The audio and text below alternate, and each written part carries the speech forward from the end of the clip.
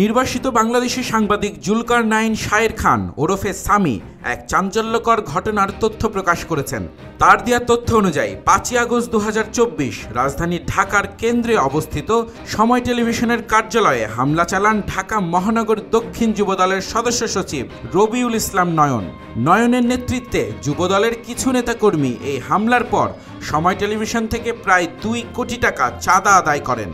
কাতার ভিত্তিক সংবাদ মাধ্যম আল জাজিরার অনুসন্ধানী সাংবাদিক ও মানবাধিকার কর্মী জুলকারনাইনের এমন তথ্যে নড়ে চড়ে বসেছে ঢাকা। জুলকারনাইন শায়ের খান আরও জানিয়েছেন, এর কিছুদিন পর নয়ন ও তার অনুসারীরা এস আলম গ্রুপের পক্ষে ইসলামী ব্যাংকের প্রধান কার্যালয় দখলের চেষ্টা চালান।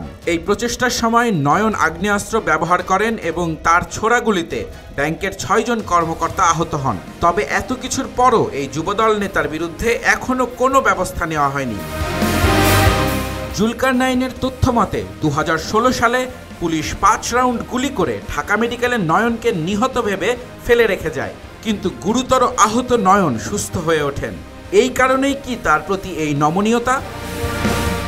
জুলকারনাইন শায়ের খান বলেছেন, নয়নের নেতৃত্বে শুধু নির্দিষ্ট এলাকা নয়, পুরো ঢাকা শহর জুড়ে চাঁদাবাজির মহা উৎসব চলছে। এতে চিহ্নিত কিছু বিএনপি নেতাকর্মীও জড়িত।